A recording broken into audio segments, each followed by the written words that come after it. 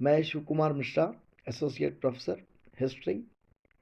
आज का हमारा टॉपिक है मुगल बादशाह जहांगीर। इसके अंतर्गत हम जहांगीर के संपूर्ण शासनकाल को देखेंगे। जहांगीर ने क्या क्या सुधार किए, इसके बारे में हम चर्चा करेंगे। जहांगीर का शासनकाल 1605 से 1627 ईस्वी था। यदि हम जहांगीर के जन्म और प्रारंभिक जीवन के बारे में बात करें तो जहांगीर के बचपन का नाम सलीम था। इसके पिता अकबर एवं माता आमेर के शासक भारमल की पुत्री थी। इतिहासकारों ने भारमल की पुत्री का नाम मरियम उज़्ज़मानी कहा है। जहांगीर का नाम अकबर ने शेख सलीम चिश्ती के नाम पर सलीम रखा था। अकबर के शासनकाल में सलीम महत्वाकांक्षी हो गया। वह सुल्तान बनना चाहता था, बादशाह बनना चाहता था। अकबर के शासनकाल में सलीम ने विद्रोह कर दिया। उसने इलाहाबाद में एक दरबार लगाकर अपने आप को बादशाह घोषित किया। उसने अकबर के विश्वास पात्र अबुल फजल की हत्या वीर सिंह बुंदेला से करवा दी। अकबर सलीम के व्यवहार से बहुत दुखी हुआ और अकबर ने सलीम के पुत्र खुसरो को अपना उत्तराधिकारी बनाया। किंतु अकबर ने अपने जीवन के अंतिम समय में सलीम को अपना उत्तराधिकारी घोषित कर दिया। अकबर की मृत्यु के बाद सलीम का राज्याभिषेक 1605 ईस्वी में आगरा के दुर्ग में हुआ। अकबर के जीवन की एक महत्वपूर्ण घटना उसका नूरजहां से विवाह होना है, क्योंकि नूरजहां से विवाह के बाद धीरे धीरे जहांगीर नूरजहां के प्रभाव में आता चला गया और नूरजहां शासन कार्यों में सक्रिय रूप से भाग लेने लगी और जहांगीर उदासीन होता चला गया। नूरजहां के बचपन का नाम मेहरुन्निसा था। उसका पिता गयास बेग ईरान का रहने वाला था। मिर्जा गयास बेग को इत्मातुद्दौला की उपाधि दी गई थी। मेहरुन्निसा की मां का नाम असमत बेगम था। मेहरुन्निसा का भाई आसफ खां था। मेहरुन्निसा का विवाह एक ईरानी युवक अली कुली खां से हुआ था। अली कुली खां को शेर अफगन भी कहा जाता है, क्योंकि शेर अफगन इसलिए कहा जाता है क्योंकि अली कुली खां ने एक बार एक शेर का वध कर दिया था, इसलिए उसका नाम शेर अफगन पड़ गया। अली कुली खां की मृत्यु के बाद मेहरुन्निसा ने जहांगीर से विवाह किया। इतिहासकारों का मानना है कि मेहरुन्निसा के पति शेर अफगन की हत्या में जहांगीर का हाथ था। हालांकि मेहरुन्निसा के पति शेर अफगन की मृत्यु होने के बाद मेहरुन्निसा कुछ दिनों तक मुगल रनिवास में रही और कुछ दिनों बाद ही उसका जहांगीर से विवाह हुआ, तुरंत विवाह नहीं हुआ। जहांगीर के कार्यों की बात करें तो सबसे पहले जहांगीर ने 12 अध्यादेश या 12 फरमान जारी किए। जहांगीर के इन 12 अध्यादेशों को दस्तूर अमला कहा जाता है। इसमें जैसे उसने स्थानीय करों को समाप्त किया, मादक वस्तुओं या शराब की बिक्री पर रोक लगा दी। इसके अलावा उसने न्याय की एक जंजीर की स्थापना की, न्याय की जंजीर लगवाई। उसने न्याय की जंजीर आगरा के किले के शाहबुर्ज में लगवाई और इस प्रकार इसकी सहायता से कोई भी उससे न्याय मांग सकता था। उसके समय की एक घटना है खुसरो का विद्रोह। खुसरो जहांगीर का बड़ा पुत्र था। जैसा मैंने बताया कि पहले भी खुसरो महत्वाकांक्षी था, वह स्वयं भी उत्तराधिकारी बनना चाहता था। अकबर जहांगीर से कुछ समय के लिए नाराज भी हुआ था, लेकिन जहांगीर के गद्दी पर बैठने के बाद खुसरो ने विद्रोह कर दिया। खुसरो को सिखों के 5वें गुरु अर्जुन देव का आशीर्वाद प्राप्त था। जहांगीर ने अर्जुन देव को फांसी की सजा दी। बाद में जहांगीर ने मुगल सेना भेजकर खुसरो को बहरावल के युद्ध में पराजित किया और इस प्रकार खुसरो को बंदी बना लिया गया और खुसरो के विद्रोह को दबा दिया गया। जहांगीर के समय के सैनिक अभियान और उसकी सफलता की बात करें तो सबसे पहले जहांगीर के समय का मेवाड़ अभियान सफल माना जाता है। मेवाड़ अभियान में सफलता का श्रेय खुर्रम को दिया जाता है। खुर्रम ने मेवाड़ अभियान किया और मेवाड़ के शासक अमर सिंह और खुर्रम के बीच में एक समझौता हो गया।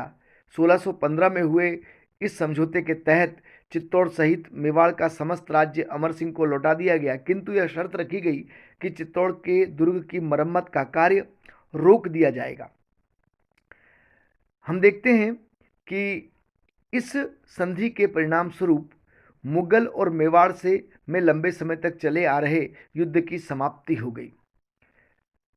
अमर सिंह ने जहांगीर की अधीनता स्वीकार की और अपने पुत्र कर्ण को मुगल दरबार में उपस्थित होना स्वीकार किया।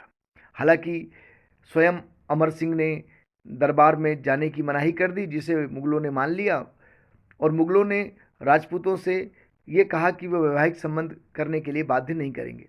इस प्रकार खुर्रम के प्रयासों से मेवाड़ से समझौता हुआ और जो युद्ध मेवाड़ और मुगल में वर्षों से चला आ रहा था, संघर्ष चला आ रहा था, उस संघर्ष की समाप्ति हुई। हालांकि बाद में फिर संघर्ष हुआ, लेकिन कुछ समय तक तो निश्चित रूप से संघर्ष समाप्त हुआ। जहांगीर के दक्षिण अभियान में अहमदनगर बहुत प्रसिद्ध अभियान था। जहांगीर के समय अहमदनगर का प्रधानमंत्री मलिक अंबर था, जो शासन सत्ता का प्रमुख था। इसने अपने सैनिक और आर्थिक स्थिति मजबूत कर ली थी। जहांगीर ने यहाँ कई सेनापतियों को भेजा और बाद में खुर्रम को भेजा। खुर्रम ने अहमदनगर के विरुद्ध अभियान करके उसे संधि करने पर मजबूर किया। अहमदनगर ने अपने कुछ महत्वपूर्ण क्षेत्र मुगलों को दिए और मुगलों की अधीनता स्वीकार कर ली और वह करद राज्य बन गया, यानी मुगलों को राजस्व देना स्वीकार किया। जहांगीर के अन्य अभियानों में खरीदा का अभियान था, इसे भी मुगलों के अधीन मिला लिया गया। एक कांगड़ा अभियान था, यहाँ का अभियान भी खुर्रम ने किया था। कांगड़ा पर भी मुगलों का अधिकार हो गया। किश्तवाड़ को मुगलों में के अधिकार में मिला लिया गया। हालांकि एक महत्वपूर्ण घटना यह है कि कंधार मुगलों के हाथ से निकल गया। कंधार मुगलों के लिए आर्थिक दृष्टि से महत्वपूर्ण था, किंतु ईरान के शासक शाह अब्बास ने 1621 में कंधार पर आक्रमण कर लिया। इस समय जहांगीर के विरुद्ध खुर्रम ने विद्रोह का मन बना लिया था, इसलिए कंधार मुगलों के हाथ से निकल गया। जहांगीर के समय की दो महत्वपूर्ण घटनाएं खुर्रम और महावत खां का विद्रोह। खुर्रम ने विद्रोह कर दिया। इसका कारण था कि नूरजहां अपने दामाद शहरयार का पक्ष लेने लगी। वह खुर्रम की शक्ति को कम करना चाहती थी, इसलिए खुर्रम ने विद्रोह कर दिया। मुगल सेनापति महावत खां ने खुर्रम के विद्रोह को दबा दिया, किंतु कुछ समय पश्चात ही महावत खां ने भी विद्रोह कर दिया। 1626 में महावत खां ने जहांगीर के विरुद्ध विद्रोह करते हुए उसके दूसरे पुत्र परवेज को उत्तराधिकारी बनाना चाहा। नूरजहां ने बड़ी चालाकी से इस विद्रोह को दबाया। महावत खां ने नूरजहां जहांगीर को बंदी बना लिया, किंतु नूरजहां ने कहा कि वो और जहांगीर सैनिकों का निरीक्षण करना चाहते हैं।